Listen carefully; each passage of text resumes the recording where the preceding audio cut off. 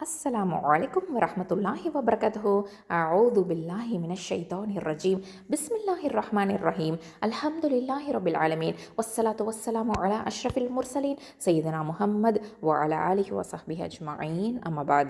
அல்ஹம்துலில்லா சிஸ்டர்ஸ், இன்ஷால்லாஹ் தஆலா நம்ம இன்றைக்கி என்ன பார்க்க போகிறோம் அப்படின்னு சொன்னால், இஸ்லாத்தில் பெண்கள் ஜனாசா தொழுகை தொழலாமா கூடாதா அப்படிங்கிறத பற்றி தான் இன்ஷால்லாஹ் நம்ம தெரிஞ்சுக்க போகிறோம். அதாவது பெண்கள் பள்ளிவாசலுக்கு போகலாம் அப்படிங்கிறது நமக்கு தெரியும். பெண்கள் பள்ளிவாசலுக்கு போய் ஆண்களுக்கு பின்னாடி நின்று, இல்லைன்னா பள்ளிவாசலில் ஏதாவது ஒரு தனி அறையில் ஆண்களை ஃபாலோ பண்ணி ஃபர்து தொழுகையை ஜமாத்தா தொழுறதுக்கு இஸ்லாத்தில் அனுமதி இருக்குது. பெண்கள் மட்டும் இமாமா, அதாவது ஜமாத்து செஞ்சு தொழுறதுக்கு தான் அனுமதி கிடையாது. ஜனாசா தொழுகையை பொறுத்த வரைக்கும் ஆண்களை ஜமாத்து தொழ நபி ஸல்லல்லாஹு அலைஹி வஸல்லம் அவர்கள் ஆர்வப்படுத்தியிருக்கிறாங்க. அதற்கு சிறப்புகளும் சொல்லியிருக்கிறாங்க. ஆனால் நபி ஸல்லல்லாஹு அலைஹி வஸல்லம் அவர்கள் பெண்களை ஜனாசா தொழுகைக்கு வரணும் அப்படின்னு சொல்லலை, ஆர்வப்படுத்தவும் இல்லை. பெண்கள் மேலே ஜனாசா தொழுகை அப்படிங்கிறது கடமை கிடையாது. ஆனால் ஆனால் ஆனால் அவங்க விருப்பப்பட்டாங்க அப்படின்னு சொன்னால், அதாவது பெண்களாகிய நம்ம விருப்பப்பட்டோம் அப்படின்னு சொன்னால், ஆண்களுக்கு பின்னாடி நின்று ஜனாசா தொழுகை தாராளமாக தொழுகலாம். இதுக்கு எந்த தடையுமே கிடையாது. அது மட்டும் இல்லாமல் அவங்களே தனியாக ஜனாசா தொழுகை இன்னாருக்கு தொழப்போவதா உள்ளத்தில் நியத்தை வச்சுக்கிட்டு கூட தொழலாம். தனியாக தொழுதுக்கலாம். இல்லை பள்ளிவாசலில் ஆண்கள் ஜமாத்தா தொழுகும் போது நம்ம பின்னாடி நின்று தொழுதுக்கலாம். ஆனால் பெண்கள் இமாமத்தா நின்று அந்த மாதிரி ஜமாத்தா நம்ம தொழக்கூடாது. இப்போ நம்ம பெண்கள் தனியாக தொழுகிறோம் அப்படின்னு சொன்னால், ஒரு ஆண் நமக்கு தொலை வைக்கணும். ஆண் இமாமா இருந்து நமக்கு தொலை வச்சோங்க அப்படின்னு சொன்னால் நம்ம தாராளமாக ஜனாசா தொழுகை தொழுகலாம். பெண்கள் தொழுகைக்கு இமாமத்தா நின்று தொலை வைக்கக்கூடாது. ஏன்னா அதுக்கு ஆதாரம் எதுவுமே இல்லை. ஸோ அதனால் நம்ம இதில் கவனம் வச்சுக்கணும். இன்னொரு முக்கியமான செய்தி என்ன அப்படின்னு பார்த்திங்கன்னா, அதாவது உமைர் ரலியல்லாஹு அன்ஹு அவங்க இறந்துடுறாங்க குழந்தையா இருக்கும் போது. அவங்கள பார்க்குறதுக்காக அல்லாஹ்வின் தூதர் ஸல்லல்லாஹு அலைஹி வஸல்லம் அவங்க வராங்க. இவங்க யாருடைய மகன் அப்படின்னு பார்த்திங்கன்னா, அபூ தல்ஹா ரலியல்லாஹு அன்ஹு, உம்மு சுலைம் ரலியல்லாஹு அன்ஹா இவங்களுடைய மகன் தான் உமைர் ரலியல்லாஹு அன்ஹு. இவங்களை பார்க்குறதுக்காக நபி ஸல்லல்லாஹு அலைஹி வஸல்லம் அவங்கள அபூ தல்ஹா ரலியல்லாஹு அன்ஹு அழைக்கிறாங்க. அப்போது நபி ஸல்லல்லாஹு அலைஹி வஸல்லம் அவர்கள் அவரை பார்க்குறதுக்கு அவங்களுடைய வீட்டில் அவருக்கு தொழு வைக்கிறாங்க. ஏன்னா இறந்துட்டாங்க, அதனால் தொழ வைக்கிறாங்க. தொழு வைக்கிறதுக்கு நபி ஸல்லல்லாஹு அலைஹி வஸல்லம் அவங்க முன்னாடி போகிறாங்க. அவங்களுக்கு பின்னாடி அபூ தல்ஹா ரலியல்லாஹு அன்ஹு நிற்கிறாங்க. அவங்களுக்கும் பின்னாடி உம்மு சுலைம் ரலியல்லாஹு அன்ஹா அவங்க நிற்கிறாங்க. இவங்களை தவிர வேறு யாருமே அங்கே இருக்கலை அப்படின்னு நபி மொழி இருக்குது. ஆனால் இன்றைக்கி பல ஊர்களில் அல்லாஹ் பாதுகாக்கணும், ஒரு வீட்டில் ஆண் இறந்துட்டாங்க அப்படின்னு சொன்னால் அவங்க வீட்டில் அந்த ஆணுடைய தாயோ மனைவியோ மகளோ இல்லை நெருங்கிய சகோதரியோ உறவினரோ இந்த மாதிரி யாருமே தொழ வைக்கிறதுக்கு அனுமதியே கொடுக்க மாட்டேங்கிறாங்க. இது அவங்களுக்கு அநியாயம் செய்கிறது மாதிரி தான். இஸ்லாம் அனுமதித்த ஒன்றை தடுக்கிறதுக்கு யாருக்குமே அனுமதி கிடையாது இல்லையா? அப்போது பெண்கள் தாராளமாக தொழலாம், ஜனாசா தொழுகை தொழலாம் அப்படிங்கிறத நம்ம தெரிஞ்சுக்கிறோம். அல்ஹம்துலில்லா. நம்ம தொழலாம்னு சொல்லிட்டோம். அப்போது இந்த தொழுகையை பற்றி நம்ம தெரிஞ்சுக்கணும் இல்லையா? தெரிஞ்சுக்கலாமா? அதாவது ஒரு முஸ்லீம் மரணிச்சிட்டாங்க அப்படின்னு சொன்னால் அவங்களுக்கு பிரார்த்தனை செய்யக்கூடிய விதமாக தொழப்படும் தொழுகைக்கு தான் ஜனாசா தொழுகை அப்படின்னு நம்ம சொல்கிறோம். இந்த தொழுகை அப்படிங்கிறது ஃபர்து கிஃபாயா அப்படின்னு சொல்லுவோம். சிலர் தொழுதாலே அடுத்தவங்க மேலே உள்ள பொறுப்பு நீங்கி போயிடும். யாருமே செய்யலை அப்படின்னு சொன்னால் தான் அனைவர் மேலேயும் குற்றம் ஏற்பட்டுரும். இப்போது ஜனாசா தொழுகையில் கலந்துக்கிட்டோம் அப்படின்னு சொன்னால் அதில் கிடைக்கக்கூடிய நன்மைகளை பற்றி நபி ஸல்லல்லாஹு அலைஹி வஸல்லம் அவர்கள் நமக்கு சொல்லியிருக்கிறாங்க. அதாவது ஜனாசா தொழுகையில் பங்கேற்கிறவங்களுக்கு ஒரு கீராத்து நன்மை உண்டுன்னு சொன்னாங்க. அடக்கம் செய்யப்படும் வரைக்கும் கலந்து கொள்கிறவங்களுக்கு 2 கீராத்துகள் நன்மை உண்டுன்னு சொல்லியிருக்கிறாங்க. அப்போது 2 கீராத்துகள் நன்மைனா என்ன, 2 கீராத்துகள்னால் என்ன அப்படின்னு கேட்கும்போது நபி ஸல்லல்லாஹு அலைஹி வஸல்லம் அதுக்கு என்ன பதில் சொன்னாங்கன்னா, 2 பெரிய மலைகளை போன்ற அளவு நன்மை என்றார் அப்படின்னு சொன்னாங்க. அப்போது ஜனாசா தொழுகைக்கு வரக்கூடிய சிலர் இந்த தொழுகையோடைய நன்மையையும் முக்கியத்துவத்தையும் உணர்ந்திருக்கணும். உணராமல் தொழுகை நேரத்தில் பள்ளிக்கு வெளியில் போய் நிற்கிறது, கதை பேசுகிறது, இந்த மாதிரி எதுவுமே செய்யக்கூடாது. இந்த தொழுகையால் தொழுகிறவருக்கும் அதிக நன்மை கிடைக்கும். தொழுகையில் அதிக முஸ்லீம்கள் கலந்துக்கிட்டாங்க அப்படின்னு சொன்னால் இறந்தவருக்கும் அதிக நன்மை கிடைக்கும். சுப்ஹானல்லாஹ். அதாவது ஜனாசா தொழுகையால் மையத்துக்கு கிடைக்கக்கூடிய நன்மை என்னன்னு பார்த்தீங்கன்னா, ஒரு முஸ்லீமோட ஜனாசாவுக்கு அல்லாஹுக்கு இணை வைக்காமல் 40 நபர்கள் இல்லைன்னா 100 நபர்கள் கலந்துக்கிட்டாங்க அப்படின்னு சொன்னால், அவங்க செய்யக்கூடிய பரிந்துரையை அல்லாஹ் ஏற்றுக்கொள்ளாமல் இருப்பதில்லை அப்படின்னு நபி ஸல்லல்லாஹு அலைஹி வஸல்லம் அவர்கள் சொல்லியிருக்காங்க. அதனால் மக்கள் அதிகமாக கலந்துக்கணும் அப்படிங்கிறதுக்காக கொஞ்சம் நேரம் காத்திருந்து கூட தொழலாம் அப்படிங்கிறத நம்ம தெரிஞ்சுக்கணும். ஜனாசா தொழுகை முறையை பார்த்திங்க அப்படின்னு சொன்னால், ஜனாசா தொழுகையில் வந்து ருக்கு சுஜூது இது எதுவுமே கிடையாது. அந்த மாதிரி ருக்கு சுஜூது இல்லாத ஒரு தொழுகை தான் வந்து ஜனாசா தொழுகை. பலர் வந்து இந்த தொழுகையில் ருக்கு சுஜூது இல்லாததுனால ஒது செய்யாமல் தொழுகிறாங்க. அப்படிலாம் இருக்கக்கூடாது. கண்டிப்பாக நம்ம ஒது செஞ்சுட்டு தான் தொழுகையை தொழணும். ஜனாசாவுக்கு, அதாவது ஜனாசா தொழுகைக்கு வந்து ஒது அப்படிங்கிறது அவசியமாக இருக்குது. ஏன்னா தொழுகையின் திறவுகோல் தூய்மை ஒது அப்படின்னு சொல்லிட்டாங்க. அதன் துவக்கம் தஹ்ரீமாக இருக்கும், அதாவது அல்லாஹ் அக்பர் சொல்கிறது, அதை முடிக்கிறது தஸ்லீம், சலாம் கொடுப்பது அப்படின்னு நபி ஸல்லல்லாஹு அலைஹி வஸல்லம் அவர்கள் சொல்லியிருக்காங்க. அதனால் கண்டிப்பாக நம்ம நியத்தை வச்சுக்கணும்.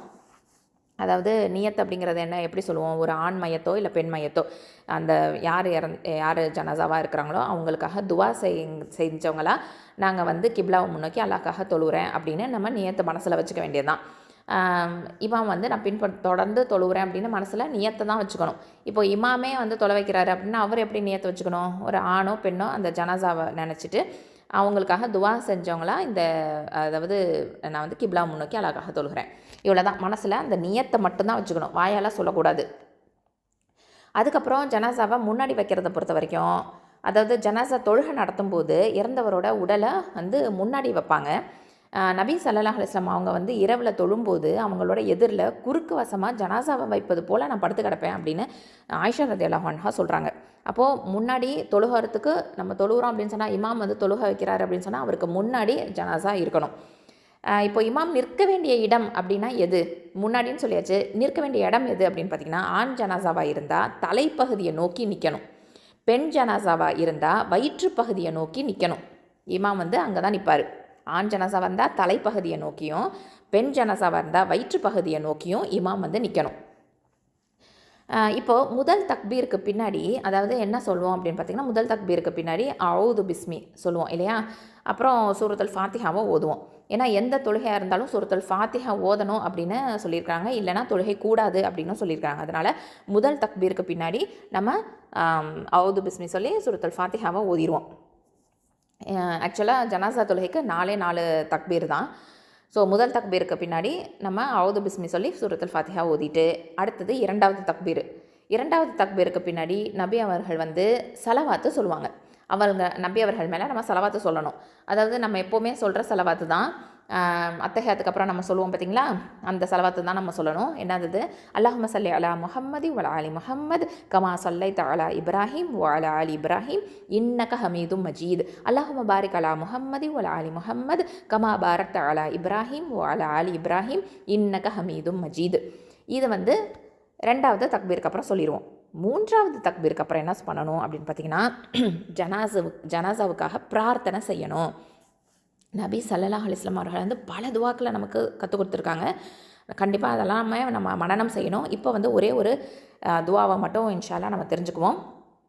என்ன அப்படின்னு பார்த்தீங்கன்னா, அல்லாஹும்ம ஃபிர் லஹு வர்ஹம்ஹு வஅஃபிஹி வஅஃபு அன்ஹு வஅக்ரிம் நுஸுலஹ் வவஸ்ஸிஅ் முத்கலஹ் வக்ஸில்ஹு பில்மாஇ வஸ்ஸல்ஜி வல்பர்த் வநக்கிஹி மினல் ஹதாயா கமா நக்கைத ஸௌபல் அப்யத மினத் தனஸ் வஅப்தில்ஹு தாரன் கைரம் மின் தாரிஹ் வஅஹ்லன் கைரம் மின் அஹ்லிஹ் வஸௌஜன் கைரம் மின் ஸௌஜிஹ் வஅத்கில்ஹுல் ஜன்னஹ் வஅஇத்ஹு மின் அதாபில் கப்ரி வமின் அதாபின் நார்.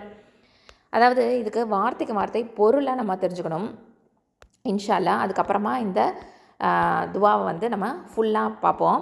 அல்லாஹும் மஃபிர் லஹு, அல்லாஹும்ம அப்படின்னாலே அல்லாஹ்வே அழைக்கிறோம். அதாவது யஃபிர் லஹு, அதாவது அவருக்கு மன்னிப்பு அளிப்பாயாக. வர்ஹம்ஹு, அவர் மேல் இரக்கம் காட்டுவாயாக. வஆஃபிஹி, அதாவது அவருக்கு நலனை வழங்குவாயாக. வஅஃபு அன்ஹு, அவரை மன்னித்து விடுவாயாக. வஅக்ரிம் நுஸுலா, அவரின் தங்கும் இடத்தை கண்ணியப்படுத்துவாயாக. வஸ்ஸிஅ் முத்கலா, அவரின் நுழைவிடத்தை விசாலமாக்குவாயாக. வக்ஸில்ஹு, அவரை சுத்தப்படுத்துவாயாக. எதுலேருந்து? பில்மாயி வசல்ஜி வல்பரது. பில்மாயினா தண்ணீரால், வசல்ஜினா பனியால், வல்பரதுனா ஆலங்கட்டியால். வநக்கிஹி மினல் ஹதாயா, பாவங்களிலிருந்து அவரை தூய்மைப்படுத்துவாயாக. கமா அதாவது கமா நக்கைத்த நீ சுத்தப்படுத்தியது போல். அசௌப அபியதா வெள்ளை ஆடையை மினத்தனஸ் அழுக்கிலிருந்து. வ அப்தில்ஹு அவருக்கு மாற்றாக அளிப்பாயாக. தாரன் ஹைரம் மின் தாரிஹ் அவர் இருந்த வீட்டை விட சிறந்த ஒரு வீட்டை. வ அஹ்லன் ஹைரம் மின் அஹ்லிஹ் அவரின் குடும்பத்தை விட சிறந்த குடும்பத்தை. வ ஜௌஜன் ஹைரம் மின் ஜௌஜிஹ் அவரின் துணையை விட சிறந்த துணையை. வ அதுஹில்ஹுல் ஜன்னா அவரை சொர்க்கத்தில் நுழையச் செய்வாயாக. வ அஇதுஹு அவரை பாதுகாப்பாயாக. மின் அதாபில் கபரின் வேதனையிலிருந்து. வ மின் அதாபின் நார் நரகத்தின் வேதனையிலிருந்து. இப்போ எப்படி பொருள் கொள்ளணும்? இறைவா இவருக்கு மன்னிப்பு அளிப்பாயாக, கருணை புரிவாயாக, மறுமையின் சோதனையிலிருந்து இவரை காப்பாயாக, பாவங்களை மாய்ப்பாயாக, இவருக்கு நல்கப்படும் விருந்தை நல்லதாக்குவாயாக, இவர் புகுமிடத்தை கபரை விசாலமாக்குவாயாக, இவருடைய குறைகளிலிருந்து இவரை நீராலும் பனிக்கட்டியாலும் ஆலங்கட்டியாலும் கழுவி அழுக்கிலிருந்து வெண்மையான ஆடையை நீ தூய்மைப்படுத்துவதைப் போன்று தூய்மைப்படுத்துவாயாக. மேலும் இங்குள்ள வீட்டை விட சிறந்த வீட்டை அவருக்கு வழங்குவாயாக, இங்குள்ள குடும்பத்தை விட சிறந்த குடும்பத்தை வழங்குவாயாக, இங்குள்ள துணையை விட சிறந்த துணையை இவருக்கு வழங்குவாயாக, இவரை சொர்க்கத்தில் பிரவேசிக்கச் செய்வாயாக, இவரை மன்னரையின் வேதனையிலிருந்து காத்தருள்வாயாக, நரகத்தின் வேதனையிலிருந்து காத்தருள்வாயாக. அல்ஹம்துலில்லாஹ். இது 3வது தக்பீருக்கு அப்புறமா இந்த துவாவை நம்ம ஓதணும். அடுத்தது 4வது தக்பீருக்கு பின்னாடி அதாவது என்ன பண்ணணும் அப்படின்னு பார்த்தீங்கன்னா சலாம் கொடுத்துடணும்.